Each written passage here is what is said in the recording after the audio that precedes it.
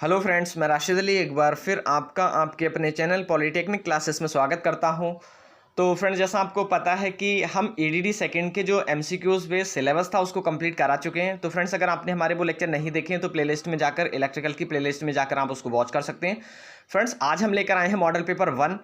Exam तक हम आपके 3 मॉडल पेपर लेकर आएंगे।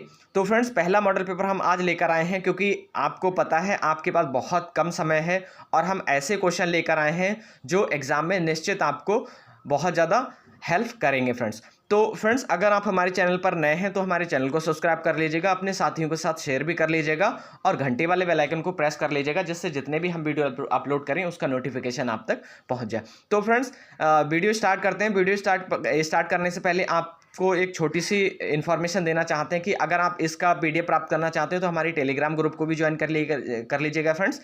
टेलीग्राम ग्रुप का लिंक हमने इस वीडियो के डिस्क्रिप्शन में आपको प्रोवाइड करा दिया है। तो चलिए स्टार्ट करते हैं फ्रेंड्स। तो चलिए फ्रेंड्स, क्वेश्चन नंबर 1 देखते हैं। क्वेश्चन नंबर 1 क्या कह रहा है फ्रेंड्स, मैं आपको बता दूं कि अभी हमारा मोटिव क्या है, क्योंकि आपका एग्जाम में आई थिंक 7-8 दिन बचे हैं।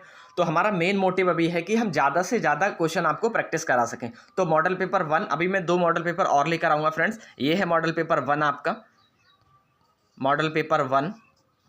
इसके बाद मैं मॉडल पेपर 2 भी लेकर आऊँगा फ्रेंड्स और मॉडल पेपर 3 लेकर आऊँगा फ्रेंड्स। एग्जाम से पहले मैं आपके 3 मॉडल पेपर कराऊंगा और 3 जो मॉडल पेपर होंगे इनमें से बहुत सारे आपको क्वेश्चन एग्जाम में देखने को मिलने वाले हैं। तो फ्रेंड्स, जब मैं आपके लिए बना रहा हूं तो प्लीज़ आप भी इसको थोड़ा सा कोऑपरेट कीजिए और अपने साथियों के साथ इसको शेयर कीजिएगा, क्योंकि आप जब शेयर करेंगे और लाइक करेंगे, सब्सक्राइब करेंगे, शेयर करेंगे, तभी हमको थोड़ा मोटिवेशन मिलेगा, तभी हम आगे अपनी वीडियोज़ बनाते रहेंगे। तो फ्रेंड्स, प्लीज़ आप इसको अपने साथियों के साथ जरूर शेयर कर दीजिएगा और लाइक भी कर दीजिएगा, सब्सक्राइब भी कर लीजिएगा। निश्चित आपको मॉडल पेपर 1, 2, 3 से बहुत ज़्यादा आपको हेल्प मिलने वाली है एग्जामिनेशन में। फ्रेंड्स, आप लास्ट तक बने रहेगा, क्योंकि आप अगर सारे क्वेश्चन को आप अपनी नज़रों के नीचे से निकालोगे, अपनी आंखों के तले से गुजारोगे, तो फ्रेंड्स आपके सामने अगर वही क्वेश्चन रिपीट हो गया तो आप अगर नहीं भी उसको पढ़े हैं सही से, फिर भी आपको पता लग जाएगा कि ऑप्शन कौन सा वाला ठीक है। तो मैं आपसे सजेस्ट करूंगा आपको कि आप इसको बहुत अच्छे से देखें और अपने साथियों के साथ जरूर शेयर करें, जिससे ज़्यादा से ज़्यादा बच्चे इसको देखें, वॉच करें और मुझको थोड़ा मोटिवेशन मिले और मैं और वीडियो आपके लिए मॉडल पेपर 2 और मॉडल पेपर 3 लेकर आऊँ। तो फ्रेंड्स, देखिएगा क्वेश्चन नंबर 1 में क्या कहा गया। क्वेश्चन नंबर 1 में बोला गया है, मोटर परिपथ के लिए कौन से रंग की एमसीबी नॉब का चयन किया जाता है। तो फ्रेंड्स, मैं आपको बता दूं, इसमें ये पूछने की कोशिश कर रहा है कि कौन से वायर का यूज़ किया जा रहा है एमसीबी के लिए। तो फ्रेंड्स, अगर मैं बात करूं, ऑप्शन ए में क्या कहा गया, नीला, हरा, लाल, काला। मीन्स ऑप्शन ए में है नीला, ऑप्शन बी में है हरा, ऑप्शन सी में है लाल, ऑप्शन डी में है काला। तो फ्रेंड्स, मैं आपको बता दूं, जो आपकी एमसीबी है फ्रेंड्स, बहुत सारे क्वेश्चन ऐसे होते हैं जो एक दूसरे से इंटरलिंक होते हैं। तो मैं सबको यहाँ डिस्कस करता हूं, तो आप जरूर ध्यान से ही देखिएगा। अगर आप आगे बढ़ाकर इसको देखेंगे तो फ्रेंड्स, एक दूसरे से जो कनेक्टेड आपके क्वेश्चन बनने वाले हैं, तो वो आई थिंक आप कहीं ना कहीं खो देंगे उनको। तो ऑप्शन ए में कहा गया नीला, तो फ्रेंड्स बी में कहा गया हरा, लाल, काला। जबकि अगर मैं बात करूं, हरे की भी बात नहीं आएगी, काले की भी बात नहीं करेंगे, रेड की भी बात नहीं करेंगे। अगर मैं एमसीबी के केस की बात करूं फ्रेंड्स, और आप मोटर परिपथ को बना रहे हो, तो वहां पर अगर एमसीबी इंस्टॉलेशन कर रहे हो एमसीबी का, तो वहां पर आपको जो वायर है या फिर जो नॉब है वो आपको नीला लेना पड़ेगा, ब्लू लेना पड़ेगा फ्रेंड्स। ठीक है, तो option A is the right answer. Friends, मैं इसके साथ साथ आपके लिए एनालिसिस भी लेकर आया हूं। अगर आप इसका पीडीएफ प्राप्त करना चाहते हैं तो हमारे टेलीग्राम ग्रुप को ज्वाइन कर लीजिएगा। टेलीग्राम ग्रुप का लिंक हमने इस वीडियो के डिस्क्रिप्शन में आपको प्रोवाइड करा दिया है, आप वहां जाकर उसको ज्वाइन कर सकते हैं। और प्रीवियस जितने भी हमने अब तक वीडियो बनाए हैं, जितने भी हमने पीडीएफ बनाई है, वो सारी की सारी आप टेलीग्राम से प्राप्त कर सकते हैं। क्योंकि पता है फ्रेंड्स, आपका इस जो फाइनल सेमेस्टर है उसमें 3 सब्जेक्ट हैं। पहला है आपका ईडीडी सेकेंड, उसके बाद है फ्रेंड्स आपका यूडब्ल्यू यूटिलाइजेशन, उसके बाद है फ्रेंड्स आपका आईएमआरई। तो फ्रेंड्स, ये तीनों हम कंप्लीट अपने कोर्स अपने चैनल पर करा चुके हैं। जबकि आपका जो ईडीडी सेकंड है और जो आपका यूडब्ल्यू है वो तो कंप्लीट हो चुका है। यूडब्ल्यू का एक लेक्चर और बनाना बाकी है मुझको। बाकी आपका जो आईएमआरई है फ्रेंड्स, इसका भी हाफ हो चुका है, लगभग हाफ। अभी 1-2 दिन में आपका वो भी पड़ जाएगा फ्रेंड्स। ठीक है, तो आप हमारे टेलीग्राम ग्रुप को भी ज्वाइन कर लीजिएगा और हमारे चैनल को भी सब्सक्राइब कर लीजिएगा, तो जिससे क्या हो कि आप और अच्छा स्कोर कर पाएँ, सारे आप एमसीक्यूज बेस से अपना सिलेबस कंप्लीट करें। तो सेकंड क्वेश्चन पर आ जाइए। क्वेश्चन नंबर 2 में क्या कहा गया है? डोमेस्टिक इंस्टॉलेशन का आकलन, आकलन बोले तो फ्रेंड्स एस्टिमेशन या एस्टिमेट्स बनाना, ठीक है। एस्टिमेट्स बनाते समय भार का आकलन किस आधार पर किया जाता है? तो फ्रेंड्स मैं आपको बता दूं, जब भी हम डोमेस्टिक इंस्टॉलेशन की बात करेंगे और वहां पर हम जो हमारा भार है, जो लोड है, उसका अगर हम एस्टिमेट्स बनाएंगे तो एस्टिमेट को हम किलोवाट में ही बनाते हैं। किस में बनाते हैं फ्रेंड्स? किलोवाट में। तो अब ऑप्शन देखिएगा, किस में बनाते हैं हम फ्रेंड्स? किलोवाट में बनाते हैं। अब अच्छा, ऑप्शन के थ्रू जाते हैं फ्रेंड्स। तो ऑप्शन में क्या कहा गया है? ऑप्शन ए क्या है फ्रेंड्स आपका? ऑप्शन ए है फ्रेंड्स आपका सारे भारों के योग का 2 गुना, 2 times the total connected load. तो 2 टाइम्स नहीं होगा कनेक्टेड लोड का फ्रेंड्स, क्योंकि 2 टाइम्स का कोई मतलब ही नहीं है फिलहाल तो यहाँ पर फ्रेंड्स। ऑप्शन बी में बात करें तो ऑप्शन बी में क्या है आपका? ऑप्शन ए बोल रहा है 2 times total connected load. C B में बोला गया फ्रेंड्स सारे विद्युत उपकरणों के संनिर्धारण का किलो वोल्ट एम्पियर में योग, total of the rating of all electrical fitting in kilo volt ampere. जबकि ये भी नहीं होगा फ्रेंड्स। अगर हम सी की बात करें तो सी में क्या है फ्रेंड्स? सी में कहा गया है सारे विद्युत उपकरणों के संनिर्धारण का किलोवाट में योग। जबकि अगर हम बात करें तो हम जब भी कभी एस्टिमेट तैयार करते हैं फ्रेंड्स, तो हम जितने भी हमारे पास उपकरण लगे हुए हैं, इलेक्ट्रिकल उपकरण लगे हुए हैं हमारे पास, तो उनका हम जो योग है उनको हम किलोवाट में कैलकुलेट करते हैं, तभी हम बता पाते हैं कि टोटल लोड हमारा कितना है और हमको किसकी रिक्वायरमेंट है। तो डी वाला भी देख लेते हैं फ्रेंड्स। डी वाले में क्या कहा गया है? डी वाले में बोल रहा है सारे विद्युत उपकरणों के संनिर्धारण का औसत, जबकि एवरेज भी हम नहीं लेते हैं। तो डी वाले में क्या कहा गया है? Average of the ratings of electrical fittings. तो इन सबको हम नहीं मानेंगे, जबकि ऑप्शन राइट होगा आपका सी वाला। क्यों राइट होगा? क्योंकि जितने भी आपके पास उपकरण होंगे सबका आप किलोवाट में ही निर्धारण करते हैं या एस्टिमेट बनाते हैं। तो फ्रेंड्स इसका एनालिसिस भी आप देख सकते हैं। तो क्वेश्चन नंबर 3 पर आ जाते हैं फ्रेंड्स। क्वेश्चन नंबर 3 में क्या कहा गया है? क्वेश्चन नंबर 3 में बोला गया है फ्रेंड्स घरेलू उपभोक्ता जिसके पास अधिक प्रकाश और खंभों का भार है के लिए कौन सा प्रशुल्क मीन्स होता है आपका टैरिफ फ्रेंड्स। क्या होता है आपका? टैरिफ बोला जा रहा है। टैरिफ सबसे अधिक उपयोगी होगा। तो फ्रेंड्स टैरिफ डिफरेंट टाइप्स के होते हैं। टैरिफ्स 2 पोर्ट टैरिफ होता है, सिंगल पोर्ट होता है, ब्लॉक रेट टैरिफ होता है, आपका डोमेस्टिक टैरिफ होता है, आपका इंडस्ट्रियल टैरिफ होता है, फ्लैट रेट टैरिफ होता है, स्लाइडिंग स्केल टैरिफ होता है। ये सारे के सारे आपके क्या है फ्रेंड्स? जो टैरिफ है उसके प्रकार हैं। तो फ्रेंड्स अगर यहाँ पर आपसे क्वेश्चन पूछा जाए कि टैरिफ के प्रकार हैं, तो टैरिफ कौन कौन से होते हैं फ्रेंड्स? फ्लैट रेट टैरिफ होता है, लिख लीजिएगा। 2 पोर्ट टैरिफ होता है, ब्लॉक रेट टैरिफ होता है, स्लाइडिंग स्केल टैरिफ होता है friends, tariff based on maximum demand होता है। तो ये सारे के सारे टैरिफ के प्रकार हैं। तो आप इनको भी लिख लीजिएगा। हो सकता है आपके एग्जाम में ये भी पूछा जा सके कि आपका निम्नलिखित में से कौन सा टैरिफ है या प्रशुल्क है। तो अब यहाँ पर हम बात करते हैं, यहाँ पर किस प्रशुल्क की बात करी गई है फ्रेंड्स? प्रशुल्क का मतलब होता है कि किस पर आपको जो इलेक्ट्रिसिटी है उसको पे करना है, मतलब जो पैसा पे करना है वो किस आधार पर पे करना है फ्रेंड्स। इलेक्ट्रिसिटी के जो पर यूनिट कॉस्ट होती है वो हर लोड पर, मतलब डिफरेंट लोड पर डिफरेंट टैरिफ से कैलकुलेट की जाती है। तो कैलकुलेशन ऑफ इलेक्ट्रिसिटी बिल, जो इलेक्ट्रिसिटी है उसके बिल की जो हम कैलकुलेशन कर रहे हैं उसी को हम प्रशुल्क बोल रहे हैं, मतलब जो पैसा पे कर रहे हैं उसको हम टैरिफ के रूप में जान रहे हैं फ्रेंड्स। तो ऑप्शन ए क्या है? आई थिंक आपको ये पता लग गया होगा कि टैरिफ क्या है फ्रेंड्स। ऑप्शन ए क्या कह रहा है फ्रेंड्स? ऑप्शन ए में कहा गया flat rate tariff. Option B में कहा गया है tariff based on maximum demand. Option C में कहा गया है sliding scale tariff. Option D में बोला गया है 2 पार्ट टैरिफ। तो फ्रेंड्स अगर मैं आपको बता दूं, अगर हम जो घरेलू उपभोक्ता है, तो घरेलू उपभोक्ता की अगर हम बात करें तो घरेलू उपभोक्ता के केस में हम सी वाले को प्रेफरेंस देते हैं, सर्पी स्केल प्रशुल्क या स्लाइडिंग स्केल टैरिफ। तो option C is the right answer. तो चलिए नेक्स्ट क्वेश्चन की ओर बढ़ते हैं फ्रेंड्स। अगर आपको जानना है इसकी डिटेलिंग भी देखना है तो देख लीजिएगा आप भी फ्रेंड्स इसकी डिटेलिंग। फ्रेंड्स क्वेश्चन नंबर आपका 4 में क्या कहा गया है? क्वेश्चन नंबर 4 में कहा गया है फ्रेंड्स IE नियम के अनुसार उच्च दाब line means high voltage line की बात करी जा रही है, में सबसे नीचे वाले तार की जमीन से दूरी किससे कम होनी चाहिए? फ्रेंड्स मैं आपको बता दूं जो IE है ये क्या है आपका इंडियन इलेक्ट्रॉनिक्स स्टैंडर्ड है फ्रेंड्स। जो आपका इंस्टॉलेशन है, जो आपका इलेक्ट्रिसिटी का इंस्टॉलेशन हो रहा है या फिर आपके इलेक्ट्रिकल इक्विपमेंट का इंस्टॉलेशन किया जा रहा है, तो उनका जो बेस होता है या रूल होता है, तो रूल कौन निर्धारित करता है? आईई अपने नियम देता है। इसी नियम को हम फॉलो करते हुए अपने जो भी उपकरण हैं उनकी इंस्टॉलेशन कराएंगे।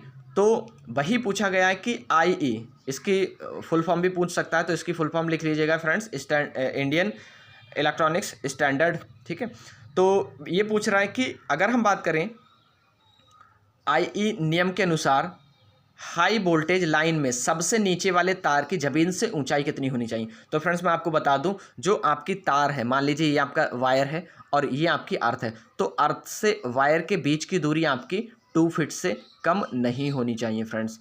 इसका क्या रीज़न है? इसका रीज़न ये है कि अगर इसकी जो यहाँ से जो हाइट है वो कम हो जाएगी फ्रेंड्स, तो यहाँ लीकेज करंट निकलता रहेगा, यहाँ से करंट लीकेज होगा, और करंट लीकेज होने के कारण आपको पता है यहाँ पर क्या बनता है फ्रेंड्स, कैपेसिटर फॉर्म होता है। तो ज़्यादा यहाँ पर चार्ज स्टोर हो जाएगा। चार्ज स्टोर मीन्स आपकी एनर्जी ज़्यादा स्टोर होगी और हो सकता है यहाँ से ज़्यादा एनर्जी का लॉस होना शुरू हो जाए। तो इस चीज़ को रिमूव करने के लिए, मिनिमाइज़ करने के लिए हम क्या करते हैं फ्रेंड्स, हम अपनी जो डिस्टेंस है या फिर जो हाइट है उसको 20 फीट रखते हैं फ्रेंड्स। तो क्वेश्चन नंबर नेक्स्ट देख लीजिएगा फ्रेंड्स। क्वेश्चन नंबर 5 में क्या कहा गया? क्वेश्चन नंबर 5 में बोल रहा है घरेलू संस्थापन के विद्युत कार्य के आकलन करते समय इलेक्ट्रीशियन की संख्या का अनुमान लगाने के लिए पॉइंट की संख्या की गणना किस प्रकार की जाती है? काफ़ी इंपॉर्टेंट क्वेश्चन है फ्रेंड्स। ऑप्शन दे रखा है आपको, पहले पूरा स्टेटमेंट पढ़िएगा। यहाँ पर बोला गया है अपना उत्तर निम्नलिखित क्रम में दीजिए। क्रम में देना है आपको। किस क्रम में देना है? पहले आपको बताना है कि मेन बोर्ड के पॉइंट कितने आएंगे, मीन्स मेन एम जो आप बोलते हो, एम बी जिसको बोला जाता है, उसके पॉइंट कितने हैं। फिर बोल रहा है स्विच बोर्ड एस बी के कितने पॉइंट होंगे, अन्य उपकरण अदर डिवाइसेस, इसके कितने पॉइंट होंगे। तो आपको सीरियल वाइज देना है। पहले आपको बताना है कि मेन जो स्विच है या मेन जो बोर्ड होता है उसके कितने पॉइंट होते हैं। तो फ्रेंड्स मैं आपको बता दूं, जो मेन बोर्ड है, पहले तो मैं मेन बोर्ड की बात करूंगा। मेन बोर्ड के जो आपके पॉइंट होते हैं वो 4 रखे जाते हैं फ्रेंड्स। अगर हम स्विच बोर्ड की बात करें तो स्विच बोर्ड के 1 होगा और अदर के लिए हम 1 छोड़ देते हैं। हो सकता है 1 हमारा मतलब अदर हमको मिल जाए, तो इसलिए हम 1 अदर के लिए रखते हैं। तो ऑप्शन देख लीजिएगा, ऑप्शन क्या है आपका 4, 2, 1। अब देखिएगा ये वाला आपका कहाँ पर दिख रहा है आपको, ऑप्शन ए में नहीं है फ्रेंड्स। आपको क्या चाहिए था? आपको चाहिए था 4, 2, 1। तो देख लीजिएगा 4, 2, 1 आई थिंक एक ही में है, वो डी वाले में है। यहाँ पर ए भी नहीं है, यहाँ भी नहीं है, यहाँ भी नहीं है। Option D is the right answer. तो फ्रेंड्स अगर आपको इसका और डिटेलिंग जानना है तो डिटेलिंग यहाँ से भी आप देख सकते हैं, ठीक है। और इसको पीडीएफ अगर प्राप्त करना है तो हमारे टेलीग्राम ग्रुप से आप इसका पीडीएफ निकाल लीजिएगा। इसके बाद जस्ट मैं आपको पीडीएफ डाल दूंगा। तो क्वेश्चन 6 में क्या कहा गया फ्रेंड्स? क्वेश्चन 6 में बोला गया है घरेलू संस्थापन का आकलन तैयार करते समय घर का भार मतलब लोड किस श्रेणी में विचार किया जाता है। तो सारे बच्चे इसमें आई थिंक किसी को बताने की ज़रूरत नहीं है, सारे बच्चे बता देंगे कि इसका जो लोड है वो किस में रखा जाता है। तो फ्रेंड्स किस में रखा जाता है आपको पता है, एक बार फिर मैं आपको बता दूं क्या कह रहा है। ये कहने का मतलब ये है घरेलू संस्थापन मतलब जो डोमेस्टिक इंस्टॉलेशन की बात करी जा रही है उसका आकलन तैयार करते समय जो घर का लोड है, भार है, उसको किस श्रेणी में रखा जाता है। तो रजिस्टिव और इंडक्टिव केस बनाते हैं फ्रेंड्स। क्या बनाते हैं? रजिस्टिव और इंडक्टिव केस। तो ऑप्शन बी वाला आपका राइट हो जाएगा, रजिस्टिव एंड इंडक्टिव केस। जबकि अगर बात करें ओनली इंडक्टिव तो ओनली इंडक्टिव नहीं होगा। अगर ओनली रजिस्टिव की बात करें तो ओनली रजिस्टिव भी नहीं होगा और कैपेसिटिव तो वैसे भी नहीं होगा फ्रेंड्स। तो option B is the right answer, resistive and inductive. तो चलिए नेक्स्ट क्वेश्चन की ओर बढ़ते हैं फ्रेंड्स। क्वेश्चन आपका 7 क्या बोल रहा है? क्वेश्चन नंबर 7 में कहा गया है फ्रेंड्स, क्वेश्चन नंबर 7 में देख लीजिएगा। क्वेश्चन नंबर 7 में बोला जा रहा है एक संस्थापन की अधिकतम मांग किसमें से एक सेकेंड फ्रेंड्स, इसमें कहीं मिस्टेक तो नहीं है। एक संस्थापन की अधिकतम मांग निम्न में से कौन सी होती है? ठीक है फ्रेंड्स, तो निम्न में से बोला जा रहा है कि संस्थापन की अधिकतम जो मांग है, मांग को बोला जा रहा है कि मांग निम्नलिखित में से होती है। तो ऑप्शन ए क्या बोल रहा है? ऑप्शन ए में कहा गया है maximum demand at a particular instant.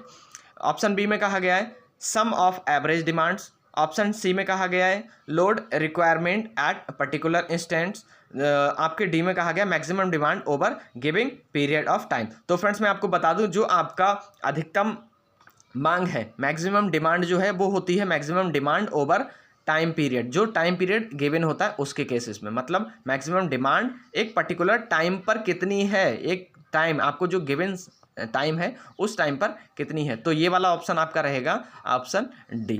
Option D हो गया आपका मैक्सिमम डिमांड ओवर ए गिवन टाइम पीरियड, ठीक है। तो option D is the right answer. Next पर आ जाइए, क्वेश्चन नंबर 8 में कहा गया यदि क्वेश्चन नंबर 8 में कहा गया यदि कार्य करने की वोल्टता 1000 वोल्ट से कम हो तो IE नियम के अनुसार वोल्टता परीक्षण वोल्टेज टेस्टिंग कितनी वोल्टता पर करना चाहिए। तो फ्रेंड्स मैं आपको बता दूं अगर 1000 वोल्ट से कम है तो वोल्ट IE का जो इंडियन इलेक्ट्रॉनिक्स स्टैंडर्ड के रूल जो हैं वो ये कहता है कि अगर 1000 से कम वोल्टेज है तो 2000 वोल्टेज पर हमको क्या करना चाहिए, टेस्टिंग करना चाहिए। तो option C is the right answer. आपका 2000 किस में है फ्रेंड्स, आपका सी वाले में, जबकि ए वाला भी गलत है, बी वाला भी गलत है और डी वाला तो वैसे ही गलत हो गया, क्योंकि आपको पता है जितना वोल्ट होता है उतने पर ही हम नहीं करते हैं, उससे ज़्यादा पर करते हैं। तो option C is the right answer. Next पर आ जाइए, क्वेश्चन नंबर आपका 9 में कहा गया फ्रेंड्स, क्वेश्चन नंबर 9 में बोल रहा है IE नियम के अंतर्गत 3 फेज 4 वायर सिस्टम किस स्थान पर भूमि से संबंधित होने चाहिए। तो फ्रेंड्स अगर मैं बात करूं, पहले मैं आपको बता दूं कि जो आपका 3 फेज 4 वायर सिस्टम होता है वो क्या होता है, मीन्स इसमें 3 वायर होंगे और चौथा आपका क्या होता है फ्रेंड्स, चौथा आपको अर्थ किया जाता है। तो वो ये बोलना चाह रहा है कि स्थान, किस स्थान पर भूमि से संबंधित होगा, किस जगह से हम क्या करेंगे, उसको भूमि से ग्राउंड करेंगे। तो फ्रेंड्स अगर हम बात करें तो जो हमारा 3 फेज सिस्टम है उसको हम सब स्टेशन से करेंगे, ना कि जनरेटिंग स्टेशन से, ना ही हम होम डोमेस्टिक से करेंगे, ना ही कंज्यूमर पॉइंट से करेंगे। तो याद रखिएगा जो हमारा सब स्टेशन है वहाँ पर 3 फेज 4 वायर जो सिस्टम है उसका हम अर्थिंग अगर करना है तो हम सब स्टेशन से ही करेंगे। फ्रेंड्स यहीं पर एक क्वेश्चन और पूछा जा सकता है इसी से रिलेटेड, याद रखिएगा। इसका तो ऑप्शन आपका सी वाला करेक्ट हो गया। यहीं से आपका पूछा जाएगा कि 3 फेज 4 वायर सिस्टम प्रणाली यूज करते हैं, तो ऑप्शन ए में देगा आपका ट्रांसमिशन, ऑप्शन बी में देगा आपका डिस्ट्रीब्यूशन सिस्टम, ऑप्शन सी में देगा आपका कंज्यूमशन सिस्टम या कंज्यूमर सिस्टम, ऑप्शन डी देगा नन ऑफ द अबव। तो याद रखना फ्रेंड्स अगर हम बात करें 3 फेज 4 वायर जो हमारा प्रणाली है या सिस्टम है वो हमारा डिस्ट्रीब्यूशन सिस्टम के ही लिए यूज़ होगा, ठीक है। तो आपका इसके कॉन्टेक्स्ट में आपका आंसर हो जाएगा डिस्ट्रीब्यूशन लाइन या डिस्ट्रीब्यूशन सिस्टम। तो जितने भी क्वेश्चन आपके अदर वाले हैं उसको भी नोट डाउन करते हुए चलिएगा फ्रेंड्स, क्योंकि आपको पता है सारे ही इंपॉर्टेंट हैं। तो नेक्स्ट क्वेश्चन पर आ जाइए, क्वेश्चन नंबर 10 में कहा गया है यदि भूमि प्रतिरोध स्वीकृत मान, मतलब अर्थिंग रेजिस्टेंस की बात करी गई है, स्वीकृत मान से अधिक हो तो निम्न में से कौन सा कदम उठाना चाहिए। मतलब अगर स्वीकृत मान से अधिक है, मतलब एक लिमिट से ज़्यादा है जो हमको चाहिए, उससे अगर ज़्यादा है हमारा अर्थ रेजिस्टेंस, तो हमको क्या कदम उठाने चाहिए। ऑप्शन ए में कहा गया है फ्रेंड्स भूमि इलेक्ट्रोड को बदलकर एक नया पतला इलेक्ट्रोड लगाना चाहिए, replace the earth electrode with thinner electrode. Option B में कहा गया है एक अतिरिक्त इलेक्ट्रोड श्रेणी में लगाना चाहिए, connected another electrode in series with earth electrode. Option C में कहा गया है एक अतिरिक्त इलेक्ट्रोड भूमि इलेक्ट्रोड के समांतर में लगाना चाहिए, connected another electrode in parallel with earth electrode. Friends option D में कहा गया है भूमिपीठ की गहराई कम करनी चाहिए। तो मैं आपको इसका एक एनालिसिस बता रहा हूँ, फिर आप खुद ही इसका आंसर निकाल सकते हैं। फ्रेंड्स आपका क्या कहने का तात्पर्य है, इसका कहने का तात्पर्य ये है कि जो स्वीकृत है जितना मतलब हमको चाहिए उससे अगर ज़्यादा हमारा जो प्रतिरोध है अर्थ रेजिस्टेंस है वो ज़्यादा हो गया तो हमको क्या करना चाहिए। तो पहले तो मैं आपको बता दूं अगर ज़्यादा है तो आपको कम करना पड़ेगा, ये बात आपको क्लियर हो गई। पहला पॉइंट आपको क्लियर हो गया कि अगर ज़्यादा रेजिस्टेंस है तो आपको कम करना पड़ेगा तभी तो वो आपको प्रोटेक्शन अच्छे से कर पाएगा। तो पहला पॉइंट आपको क्लियर हो गया। दूसरा पॉइंट क्या क्लियर हो गया कि अगर आप रेजिस्टेंस को कम कर रहे हो तो आपको क्या करना पड़ेगा, आपको पैरेलल में कनेक्ट करना पड़ेगा। किस में कनेक्ट करना पड़ेगा, तो पैरेलल में, मतलब एक रेजिस्टेंस उसी के पैरेलल में अगर दूसरा रेजिस्टेंस हम वहीं लगा देंगे कनेक्ट कर देंगे फ्रेंड्स, तो होगा क्या कि ओवरऑल अगर रेजिस्टेंस की बात करें तो वो कम हो जाएगा। मान लीजिए ये है आपका, ये अर्थिंग आपने कर रखी है इलेक्ट्रोड के, ये आपका पहले ही रेजिस्टेंस था, इसकी वैल्यू इंक्रीज होगी, तो आप क्या करोगे, इसी के पैरेलल में एक और कनेक्ट कर दोगे।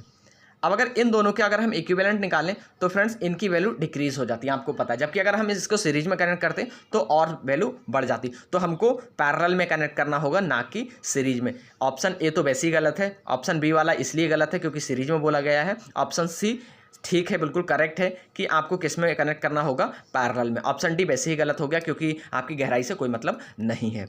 पड़ेगा मत फ़र्क, लेकिन इतना नहीं पड़ेगा फ्रेंड जितना आप पैरेलल में कनेक्ट कर दोगे दूसरा प्रतिरोध, तब होगा।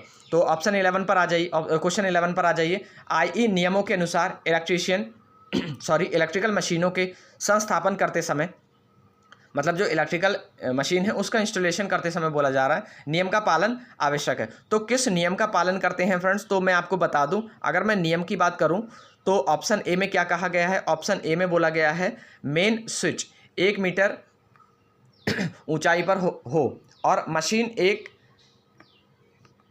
स्थान पर भूमि हो, मतलब भूमिज हो, मतलब भूमि पर रखी हुई हो। मतलब ये बोल रहा है कि मेन स्विच 1 मीटर ऊपर होना चाहिए फ्रेंड्स। तो क्या 1 मीटर ऊपर होता है मेन स्विच फ्रेंड्स? तो आप सभी बताओगे। अगर आपने मेरे पुराने लेक्चर नहीं देखे तो उसमें मैं आपको बता चुका हूँ कि अगर हमको मेन स्विच लगाना है मोटर से, ये मोटर मान लीजिए आपकी, तो लगभग हमको 1.5 मीटर ऊपर उसका स्विच फिट करना होता है। तो ये वाला गलत हो गया क्योंकि इसमें 1 मीटर दिया गया है। ऑप्शन बी वाला भी गलत हो गया फ्रेंड्स। ऑप्शन बी क्यों गलत हो गया, क्योंकि इसमें 1.1 दिया गया है। ऑप्शन डी वाला तो वैसे ही गलत है, 1 मीटर ऊंचाई पर बोला गया है। ऑप्शन सी आपका बोल रहा है 1.5 मीटर। तो ये वाला करेक्ट है कि 1.5 मीटर ऊपर आपका मेन स्विच बोर्ड लगाना आवश्यक है फ्रेंड्स, ठीक है, आईई के अनुसार, इंडियन इलेक्ट्रॉनिक्स स्टैंडर्ड के। नेक्स्ट क्वेश्चन पर आ जाइए। क्वेश्चन नंबर 12 में क्या कहा गया फ्रेंड्स, क्वेश्चन नंबर 12 में बोल रहा है दिए गए चालकों, मतलब कंडक्टर में से कौन सा चालक उच्च वोल्टता संचरण मीन्स हाई वोल्टेज ट्रांसमिशन में सबसे ऊपर रहता है। इंग्लिश में बोला गया है one among the following is the top most conductors is high voltage transmission lines identify it. इसको आपको बताना है कि कौन सा सबसे ऊपर रहता है। तो आपको पता है, अगर हम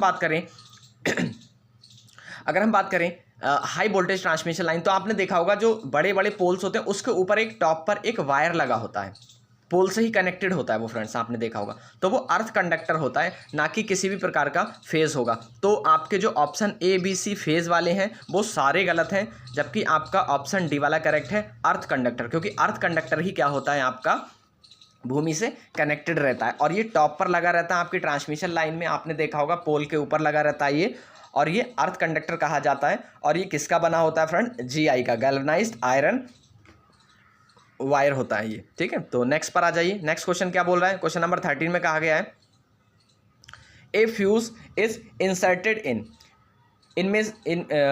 इसमें फ्यूज को डालते हैं, मतलब फ्यूज की बात कही गई है कि फ्यूज को किस में प्लेस किया जाता है।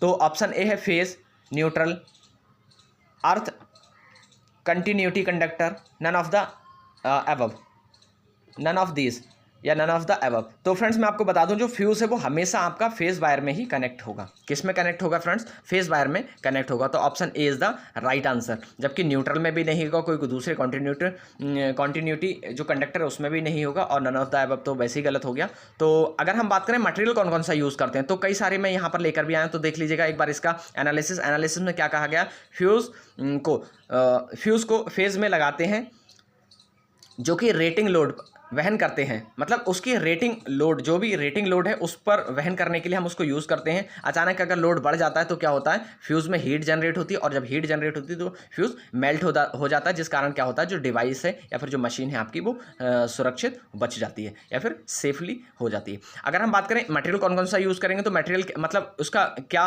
मटेरियल यूज़ करना चाहिए, कैसा मटेरियल यूज़ करना चाहिए, तो ऐसा मटेरियल यूज़ करना चाहिए जिसकी जो मेल्टिंग पॉइंट है वो लो हो, लो ओमिक लॉसेस हो, लो हाई कंडक्टिविटी हो, लो रजिस्टिविटी हो फ्रेंड्स। रजिस्टिविटी लो होना चाहिए फ्रेंड्स, आपकी कंडक्टिविटी है वो हाई होना चाहिए। और आपका लास्ट वाला ऑप्शन है आपका फ्री फ्रॉम ऑक्सीडेशन, ये ऑक्सीडेशन होगा फ्रेंड्स।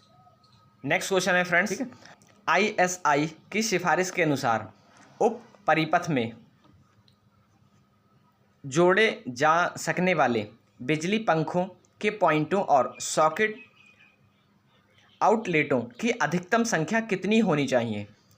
तो अब इसमें ये पूछा जा रहा है कि आउटलेट जो हैं आपके विद्युत पंखे और सॉकेट के आउटलेट की अधिकतम संख्या कितनी होनी चाहिए। तो फ्रेंड्स मैं आपको बता दूं 10 होती है, ना कि 20 होगी, 8 होगी, ना ही 15 होगी। तो आपका ऑप्शन बी वाला करेक्ट होगा। 10 होती है आपकी। कितनी होती है फ्रेंड्स?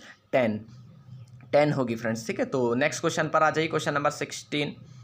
क्वेश्चन नंबर 16 में क्या कहा गया? क्वेश्चन नंबर 16 में बोल रहा है इन अ 3 पिन प्लग, 3 पिन प्लग में क्या क्या होता है। ऑप्शन ए बोल रहा है friends all the 3 pins are of the same size, मतलब तीनों का साइज बराबर होता है।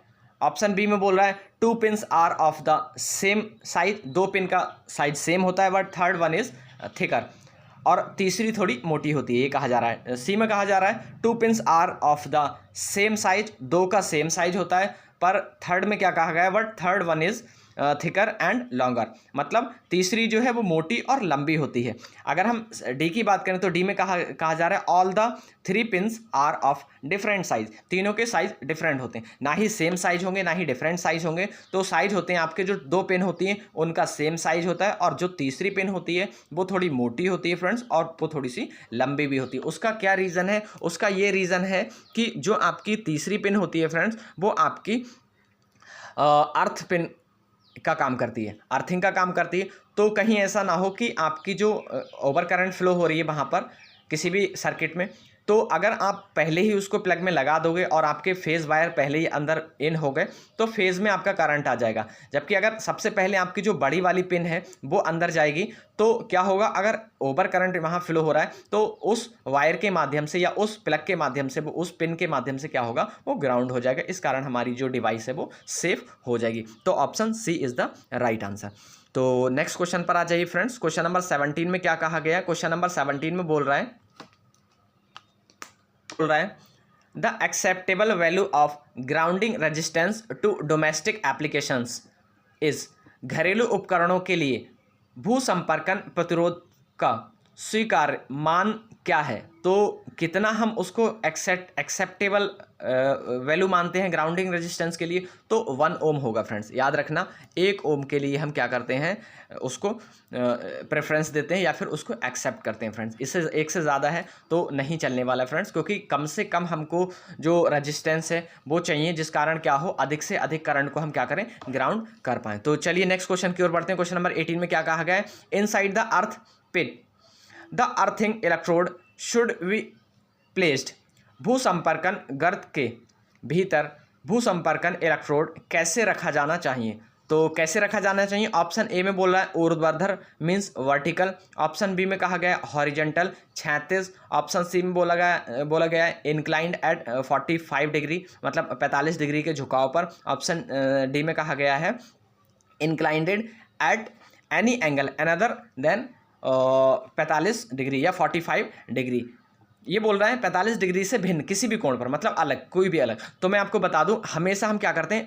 वर्टिकल ही यूज़ करेंगे, ऊर्ध्वाधर ही उसको यूज़ करेंगे, ना कि हॉरिजेंटल, और ना ही 45 डिग्री, ना ही 45 डिग्री से अधिक झुकाव पर। तो option A is the right answer. तो नेक्स्ट क्वेश्चन पर आ जाइए फ्रेंड्स। क्वेश्चन नंबर आपका क्या बोल रहा है? 19 बोल रहा है the purpose of earthing electric appliance is, विद्युत उपकरणों में अर्थिंग मीन्स भू संपर्क को बोला जाता है अर्थिंग, स्थापित करने का उद्देश्य है। तो फ्रेंड्स मैं आपको बता दूं क्या उद्देश्य होता है। उद्देश्य ये होता है कि जो हमारा कोई भी उपकरण है तो उसको अगर कोई बंदा छूता है, कोई वर्कर छूता है, कोई मैन उसको छूता है तो उसको शॉक ना लगे, मीन्स एक प्रकार का हम वहाँ पर सेफ्टी प्रोवाइड कराते हैं। तो ऑप्शन ए में कहा गया है to provide safety against shock से हम सेफ्टी प्रोवाइड करा रहे हैं, ऑप्शन ए में कहा गया है। ऑप्शन बी में कहा गया है आपका to ensure that the appliance save current, तो करंट सेव करे इससे कोई मतलब नहीं है हमको। To ensure that the appliance gets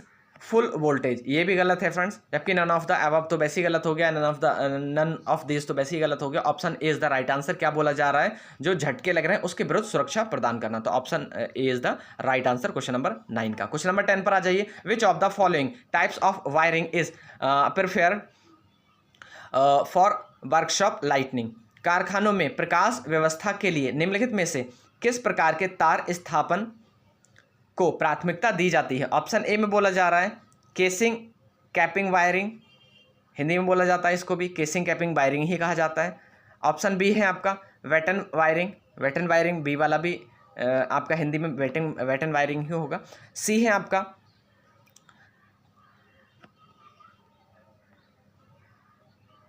concealed conduit wiring, गुप्त नलिका वायरिंग। कंसील्ड का मतलब गुप्त नलिका, concealed conduit wiring. Option D है आपका सरफेस कंड्यूट वायरिंग या पृष्ठ नलिका वायरिंग। तो मैं आपको बता दूं फ्रेंड्स, जो आपके कारखाने वगैरह हैं, वर्कशॉप है, उसमें लाइटनिंग के लिए हम यूज़ करते हैं कंसील्ड कंड्यूट वायरिंग। तो option C is the right answer. तो नेक्स्ट क्वेश्चन पर आ जाइए। क्वेश्चन नंबर आपका 21 कह रहा है the earth electrode should be placed with in what distance in meter from the building whose installation system is weighing earth means जिस इमारत के विद्युत रोधन तंत्र को भू संपर्कित किया जा रहा हो उस इमारत से कितने मीटर की दूरी से के भीतर भू संपर्कन इलेक्ट्रोड रखे जाने चाहिए। मतलब ये कह रहा है, इसका मतलब ये मैं समझा दूं फ्रेंड्स आपको, ये बोलना चाह रहा है, इससे पहले वाले में एक मैंने आपको बताया कि कितनी दूरी पर हो, कुल मिलाकर ये वही ऑप्शन उसी को एक बार घुमाकर पूछा गया। ये बोलना चाह रहा है कि जहाँ पर हम किसी भी सिस्टम का विद्युत रोधन कर रहे हैं, विद्युत रोधन नहीं भू संपर्कन कर रहे हैं, मीन्स उसको अर्थ कर रहे हैं फ्रेंड्स, तो कितनी दूरी तक, मतलब भवन से कितनी दूरी पर होना चाहिए। तो भवन से 1.5 मीटर की दूरी पर होनी चाहिए फ्रेंड्स। तो ऑप्शन बी में कहा गया है 4 मीटर, 2.5 मीटर, 0.5 मीटर, जबकि ऑप्शन सी में कहा गया 1.5 मीटर। तो याद रखिएगा फ्रेंड्स, 1.5 मीटर के जो इलेक्ट्रोड है उसको हम इतनी दूरी पर भू संपर्कन करते हैं या फिर अर्थ करते हैं। तो नेक्स्ट पर आ जाइए। क्वेश्चन नंबर 22 में कहा गया फ्रेंड्स, ये 22 क्वेश्चन नंबर 22 है, ये आपका ये 22 है क्वेश्चन नंबर आपका। Suppliers fuse which is provided in domestic wiring system is, आपूर्तिकर्ता का फ्यूज घरेलू तार स्थापन प्रणाली में कहाँ लगाया जाता है? तो ऑप्शन ए में बोला जा रहा है आफ्टर द एनर्जी मीटर, ऊर्जा मीटर के बाद, बिफोर द एनर्जी मीटर, ऊर्जा मीटर से पहले, बिफोर डिस्ट्रीब्यूशन बोर्ड, वितरण बोर्ड से पहले, after main switch, main switch के बाद। तो फ्रेंड्स मैं आपको बता दूं, जो आपका फ्यूज़ है वो हमेशा आपका ऊर्जा जो आपका मीटर है उसके बाद लगाया जाता है। जो हमारा मीटर है उसके बाद हम क्या करते हैं, फ्यूज़ को लगाते हैं। आपने कभी भी देखा होगा आपके घरों पर जब आप विद्युत सप्लाई लेते हैं तब आपने देखा होगा वायर आपका पहले मीटर से कनेक्टेड होता है, उसके बाद आपकी एमसीबी में आता है, एमसीबी या जो भी आप वहाँ पर फ्यूज़ यूज़ कर रहे हो। तो ऑप्शन ए वाला करेक्ट हो जाएगा फ्रेंड्स, आपका जो वायर है वो एनर्जी मीटर, ऊर्जा मीटर के बाद लगा हुआ होना चाहिए। तो चलिए नेक्स्ट क्वेश्चन पर पढ़ते हैं। नेक्स्ट क्वेश्चन में कहा गया है which insulation is most widely used for conveying wires या cables used in internal wiring.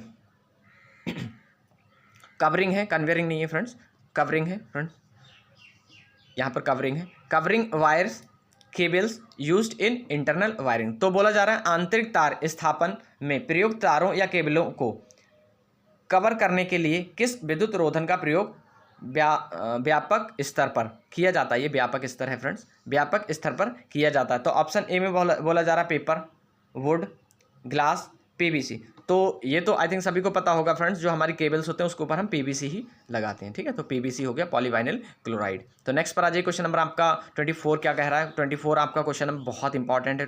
24 question number में कहा गया फ्रेंड्स आपका as per IE rules of permissible variation of voltage at the consumer ends is.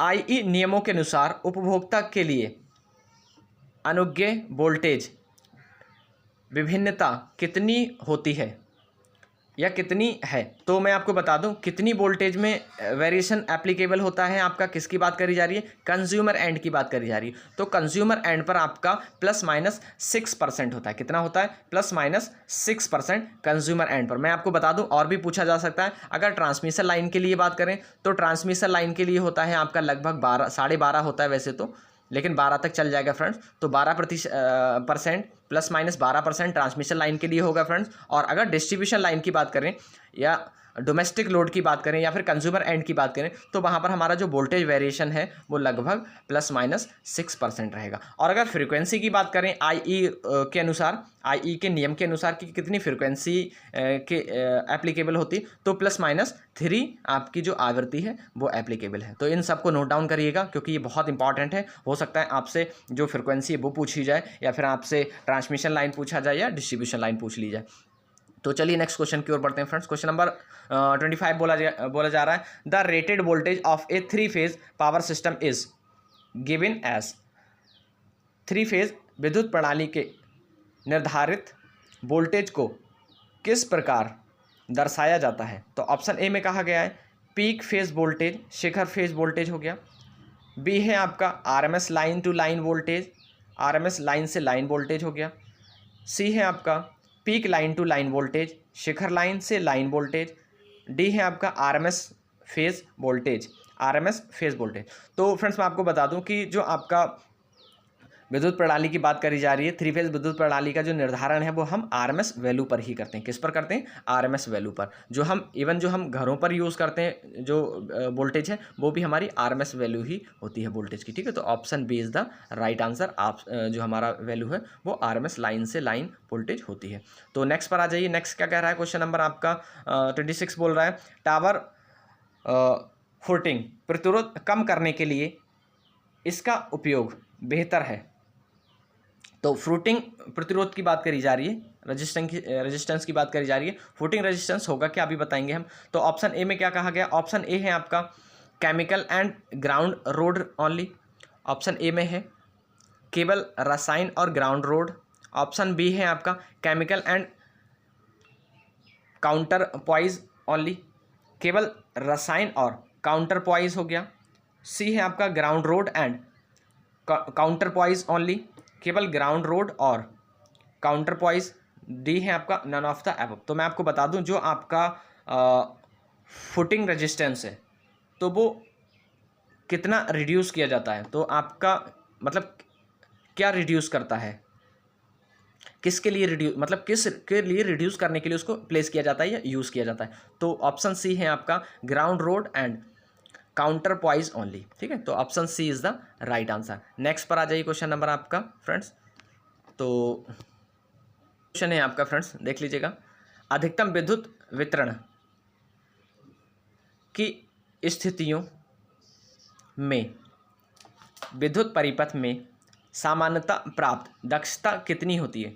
तो कितनी होती है maximum power transfer की दक्षता फ्रेंड्स? मैक्सिमम पावर की दक्षता आपकी 50% होती है फ्रेंड्स। कितनी होती है? 50%।